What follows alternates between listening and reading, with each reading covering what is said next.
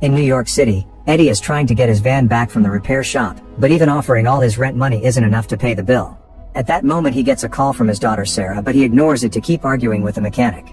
Eddie explains he needs the van to pick up his daughter and work doing deliveries, but the mechanic still doesn't care. Next, Eddie gets a call from his ex who yells at him because he hasn't picked up Sarah, who is still waiting at school. She reminds him that he never prioritizes his daughter and hangs up. Getting desperate, Eddie notices an employee's wallet on the table.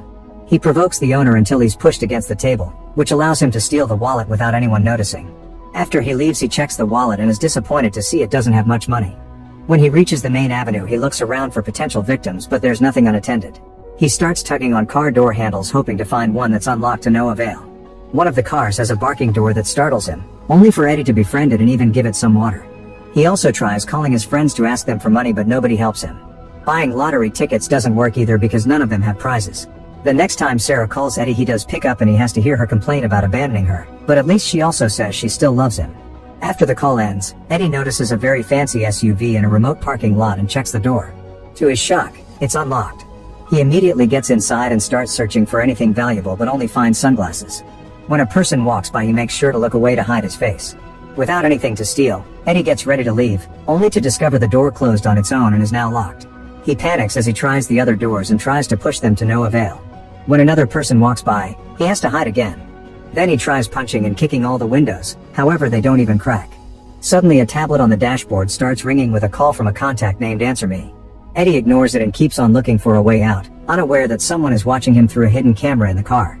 Eventually he finds a lug wrench in a compartment and hits the window with it, but this doesn't work either. As the tablet stops ringing, Eddie breaks the panel on the door and inserts his hand, only to accidentally get his arm hurt by a piece of metal. Soon the tablet starts ringing again and Eddie continues to ignore it while removing the panel, which doesn't open the door. Next he tries his phone, but he has no signal. Seeing no other options, Eddie ends up taking the call and meets William, the owner of the car. Eddie insults him and demands freedom, but William just laughs and makes the seats tase him as punishment. William explains that his car has been broken into 6 times without a single arrest, so he installed a special security system that makes the vehicle act like a prison. Freaking out, Eddie takes a gun from his bag and fires at the window, but the bullet bounces on the bulletproof glass and hits his leg, leaving him severely injured. At that moment a woman parks a car nearby and Eddie tries asking for help, but the windows are tinted and soundproof, so she just uses them as a mirror and leaves. Eddie's leg is heavily bleeding, yet William refuses to call an ambulance, claiming to be a doctor himself. When Eddie tries his phone again, it still won't work, and William clarifies that the car is jamming all signals. Tying his shoelaces around his leg isn't enough to stop the bleeding, and William keeps tasing him every time he uses bad words, so the combination of blood loss and electricity makes Eddie pass out. By the time he wakes up, it's nighttime and raining. To Eddie's shock, his leg and arm injuries have been bandaged. He checks his bag for something to consume, but both his water bottle and his snack bag are empty. The next morning William calls again and tries to share a story about his life, causing Eddie to snap. William tases him again before turning on the air conditioning and blasting yodeling music. At first Eddie says the song is alright, but this continues for hours and drives him absolutely crazy. That night he's so cold that he uses the seat covers as a blanket. When William calls, Eddie offers a sincere apology and promises not to be rude again. Without a word, William turns off the air conditioning but still won't let him go. The next morning Eddie pees in the empty water bottle before he starts destroying the car, hoping to find a way out, but nothing works. When William calls to mock him, Eddie notices someone staring at the parking lot from a balcony. They start talking, and when Eddie gets sassy, he gets tased again. That doesn't stop him from pointing out that if William lets him die he'll get in trouble. Eddie explains he never killed anybody and his gun is only for protection. However, William doesn't care and thinks the cops are useless morons, so he won't get caught. William also shares that he has cancer and only 4 months to live. That's why he wants to make a difference. Since the system obviously doesn't work, it's up to him to find justice. He asks Eddie for his social security number because he wants to check his record.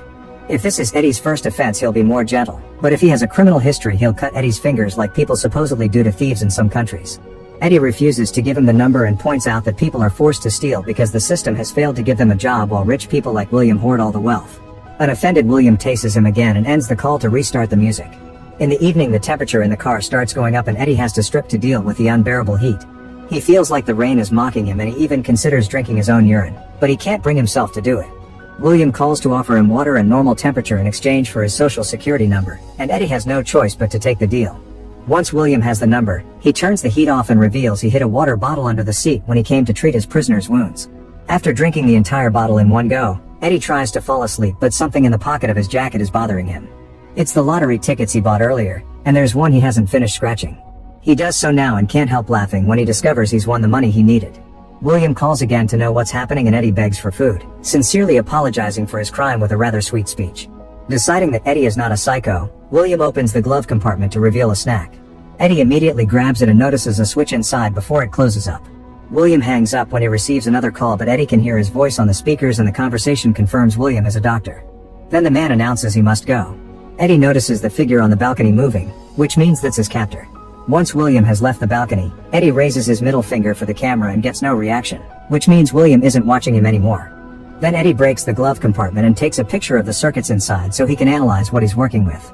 He inserts his arm and tries to reach the switch but ends up painfully breaking his nail in the process. When he tries again, the seats start tasing him because William is back and has seen him. The next day Eddie stays on the front seat pretending to rest, but he has his foot inside the glove compartment trying to get the switch. Another day passes and his body is getting so weak that he has no choice but to drink his own urine. That night Eddie's foot finally manages to reach the switch and turn on the car's power. He immediately jumps into the driver's seat and takes off, but the car stops in just a few minutes. William calls him to mock him and the car takes off again, but this time the owner is controlling it remotely. As the car moves through the streets, William plays classical music while pointing out that everyone lives in fear because crime has taken over New York. Eddie panics when the car starts going dangerously fast and it eventually stops in a dark alley where two criminals are beating up a man. William turns on the car lights and honks the horn, getting the attention of a thug who raises his shirt to show he carries a gun. The car speeds up and runs over the guy while William laughs. The second thug begins to run in fear while shooting behind him, but the bullets do nothing on the bulletproof glass. A chase ensues and the criminal makes a sudden turn to try to lose the car, only to find the street blocked by a gate. William makes the car go faster and slams it against the gate to hit the man. When the thug tries to stand up, the car keeps on pushing until the guy is severely hurt and bleeding. After lots of yelling, Eddie convinces William to stop and the car moves back. However, William is just mocking him and he moves it again to crush the guy's skull.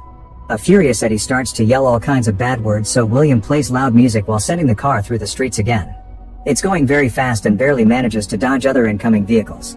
It enters a parking building and goes up the ramps very quickly until it reaches the roof, where it moves even faster to shake Eddie. He freaks out when he sees the car approach the edge, but it stops at the last second, causing Eddie to hit his head and pass out. In the morning, Eddie wakes up in the car, which is still moving through the city. William reveals he visited Eddie's family and even took Sarah to school by pretending he works for a non-profit organization. While William scolds Eddie for owing his ex-alimony money, the car stops in front of the school and Eddie is horrified to see Sarah coming out.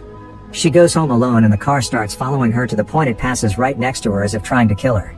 Sarah sees the car coming after her again and tries to go faster on her scooter while Eddie cries as he apologizes with all the kind words he knows.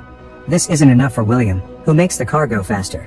Desperate to stop this, Eddie grabs his gun and tries to self-delete, but it doesn't have any bullets.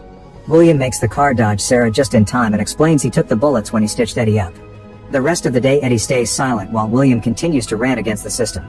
When night falls, Eddie finally snaps. He rips out all the cameras and kicks the tablet until it breaks. The car won't stop, so Eddie looks at pictures of Sarah on his phone and records a heartfelt message for her, apologizing for not being a good father. Unfortunately, he can't send it because the signal is still jammed by the car. Moments later, the vehicle stops at a different parking lot and William lowers the window to say hi. Eddie freaks out and tries to attack, but William keeps on tasing him until he calms down. After spraying some perfume to deal with the stink of Eddie's poop, William hands him some zip ties and tells him to bind his wrist. At first Eddie refuses, but he has to obey after William shocks him again. Once Eddie's hands are tied to a hook in the car, William gets in and leaves a bag in the back seat. After putting the bullets back into the gun, William allows Eddie to have a cigarette and drops some gummy bears for him to eat. Then he turns on the classical music and takes off. During the trip, Eddie keeps asking questions about William's daughter, causing him to stop the car multiple times just to make Eddie hit his head on the dashboard. William goes on a rant about the new generation and reveals that his daughter was killed by some thieves who tried to steal his car. He even puts his gun on Eddie's head as they start arguing about what justice means. While all this happens, Eddie keeps his foot inside the glove compartment until he manages to press the switch, turning off the power. The car loses control and falls off the edge of a cliff, causing Eddie to break his nose on the dashboard. William accidentally fires the gun and the bullet bounces off a few windows before it hits him from behind. After rolling down the cliff, the car stops near a river and both men fall unconscious. In the morning, the phone sends the message because the jamming system isn't working anymore. Eddie wakes up first and starts struggling with the zip ties. He manages to break free at the same time that William awakens and a fight ensues. With all his accumulated fury, Eddie beats William up and gets the gun ready to shoot, but at that moment his phone starts ringing with a call from Sarah. William tells him to answer it and Eddie hears Sarah say she's very worried because she heard his message. Eddie assures her he's fine and promises to pick her up later. Suddenly the car engine catches on fire and Eddie asks William to open the doors. However, William says it was fun and dies. Then Eddie checks William's bag and finds a hammer, which is strong enough to finally break a window. Eddie manages to get out of the car right before the flames reach the rest of the vehicle. He walks away with his winning lottery ticket, leaving William's body to burn. When he reaches the road, a driver sees him bleeding and immediately offers him a ride. Moments later, Eddie goes to pick up the van, but the mechanic is still finishing the repairs. Not wanting to arrive late, Eddie decides to sell it to him instead and gets a bicycle that he rides to school. He reunites with Sarah with a very tight hug. Make sure to subscribe and turn on notifications so you can watch more videos like this. Thanks for watching.